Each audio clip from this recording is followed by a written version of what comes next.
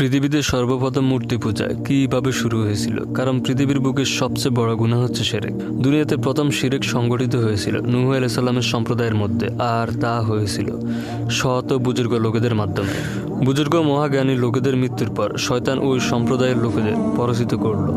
তারা যেন ওইসব বুজুর্গগণ যেসব আসরে বসতেন সেখানে তাদের মূর্তি বানিয়ে রাখে এবং তাদের নামে এগুলোর নামকরণ করে।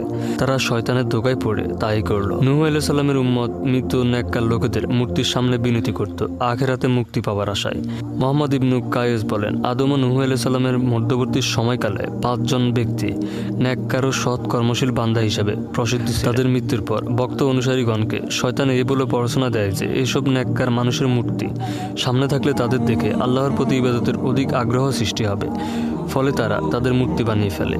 অতঃপর উক্ত লোকেদের মৃত্যুর পরে তাদের পরবর্তী প্রজন্ম শয়তানের ধোঁকায় পড়ে ওইসব মূর্তিগুলোকে সরাসরি উপাস্য হিসেবে পূজা শুরু করে দেয়, আর এইসব মূর্তির অশ্লীলায় এসে তারা বৃষ্টি প্রার্থনা করত। আর এইভাবে পৃথিবীর প্রথম মূর্তি পূজা শুরু হয়। শিরক হলো এমন একটি গুনাহ যা করলে ঈমান এবং পূর্বের সমস্ত আমল সম্পূর্ণভাবে নষ্ট হয়ে যায়। কিয়ামতের দিন মহান আল্লাহ যে কোনো গুনাহ ইচ্ছা করলে ক্ষমা করে দেবেন, কিন্তু শিরকের গুনাহ কশিনকালেও ক্ষমা করবেন না। নিশ্চয় যে ব্যক্তি আল্লাহর সাথে অংশীদার স্থির করে, আল্লাহ তার জন্য জান্নাতকে হারাম করে দেন এবং জাহান্নামকে অবধারিত করে দেন। হে আল্লাহ, আমি জানা অবস্থায় আপনার সাথে শিরিক করা থেকে আপনার নিকট আশ্রয় চাই এবং অজানা অবস্থায় শিরিক হয়ে গেলে তার জন্য ক্ষমা চাই।